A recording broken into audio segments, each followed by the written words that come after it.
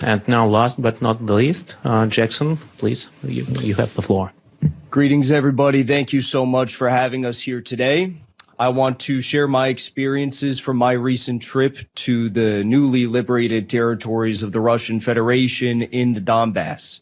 My journey took me to Mariupol, Tokmak, Berdyansk, Melitopol, and the Zaporozhye nuclear power plant over my 7-day trip, providing me with firsthand insight that starkly contradicts the lies and the narratives that have been propagated by the mainstream media and the Western political elite here.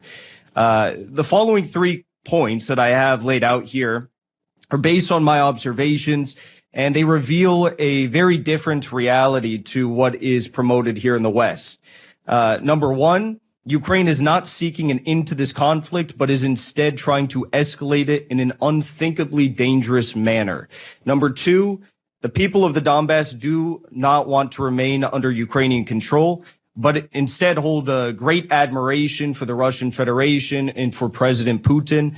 Number 3, Ukraine is not defeating Russia, but is instead using its Western support to carry out horrifying acts of terrorism against the people of the Donbass that they claim they want to save.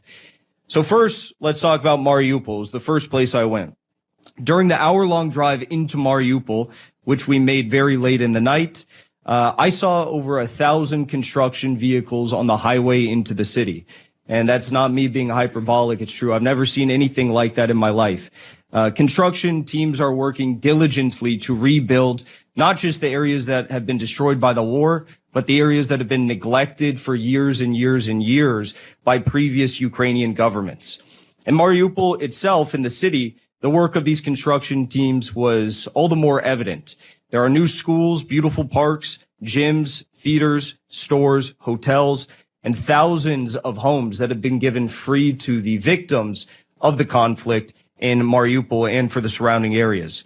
Residents express their gratitude for a government that is proactive and committed to responding to their needs.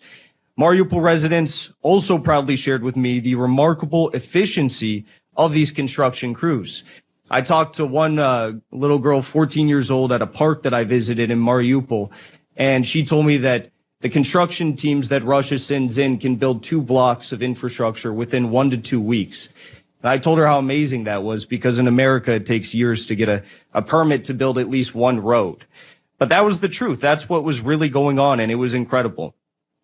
The massive reconstruction effort essentially shows a nation that is actually committed to rebuilding and supporting its people, which is something that we have long abandoned in this country with our government. Next was my visit to Tokmak. This was located about 15 kilometers from the front line, and this was a very stark revelation for me. Contrary to the claims that Ukraine seeks to save the people of the Donbass from Russian invaders, the truth was far different. The truth was that I witnessed a horrifying campaign of terrorism against innocent civilians living in this city of Tokmak. The first site that we encountered in Tokmak was a massive crater from a missile that had exploded just a few feet from a kindergarten playground just 2 months before I'd arrived. The windows of the kindergarten were completely shattered, and there was glass all across the schoolyard. In addition to that, we also went on and moved 1 street over, where we saw a civilian building that was hit by a U.S. ATACMS missile. This was nothing new for the people there, because just the street over, we saw another building that had been hit by a U.S.-supplied ATACMS missile two weeks after. And there were 2 civilians that were killed in this attack. Several others were injured. I had the opportunity to climb all the way up to the top of that second building that was hit by a U.S. missile. And there was a few of us journalists that went up there. It was very dangerous because the entire roof of the building had collapsed. But what shocked me the most was in the building, I didn't see Russian military supplies. I didn't see guns. I didn't see Kalashnikovs or anything like that. I saw school supplies. I saw children's toys, and I saw everyday household items. When I descended from the top of the building, which was in tatters, I actually had the opportunity to talk to the wife of one of the victims of this attack. Her husband was actually killed in the attack. They tried to save him. His leg got blown off by this U.S. missile, and he bled out on the scene despite the best efforts of the people that were trying to revive him. She explained that Ukraine was routinely targeting their neighborhood with missile strikes, fully aware that they were bombing civilian areas rather than military targets. So for every time that Zelensky comes out and begs for more weapons, more missiles, more U.S. support, just know that it's being used to bomb innocent civilians in places like Tokmak and all across the Donbass. Also in Tokmak, we crossed the street one more time to a third building that had been bombed by a U.S. supplied missile 2 weeks before we arrived. So all of this happened in the span of 2 months. In a garden in front of the building that we visited, several elderly residents shared their experiences with us. Some of these residents had actually voted for Zelensky for president in 2019, but now expressed their profound disgust in his actions and the U.S.-backed Ukrainian terrorism affecting their homes. They now voiced their total admiration for Russian President Vladimir Putin, and they had nothing but nice things to say. There was one old woman who barely spoke Russian. She was speaking Ukrainian, and she said one thing in Russian. She said, "Ya tebya, President Putin," which means I love President Putin. It was very interesting to hear from the actual voices of the people of the Donbass, because everyone in the mainstream media, doesn't matter if it's on the left or the right, has failed to actually report on what the people there are saying. Lastly, and probably most shockingly, was my visit to the Zaporozhye nuclear power plant. This power plant has been in the news quite a bit recently. It's the largest nuclear power plant in all of Europe. It has 6 reactors, none of which are operational at the moment. But what I saw there highlighted the grave risk posed by Ukraine's military actions above everything else. Despite the plant being just a few kilometers away from the front line, we were very close to the front line. Thousands of heroic workers continue their duties at the plant each and every day. 95% of these workers worked at the plant when it was under Ukrainian control.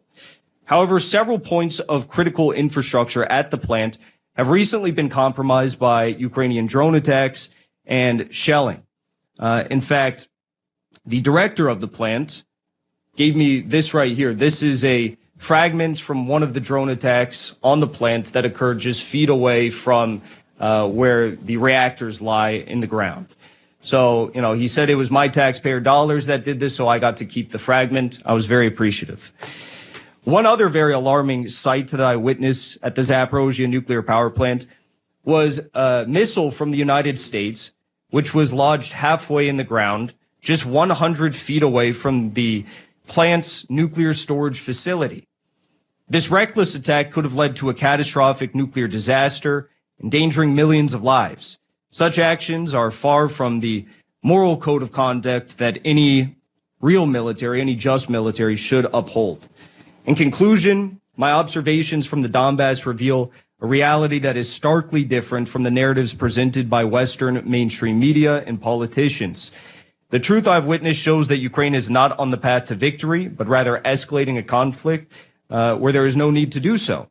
The horrifying acts of terrorism carried out against civilians in Tokmak and the reckless jeopardization of nuclear safety at the Zaporozhye power plant illustrate a deliberate strategy of violence and escalation rather than a genuine pursuit of peace.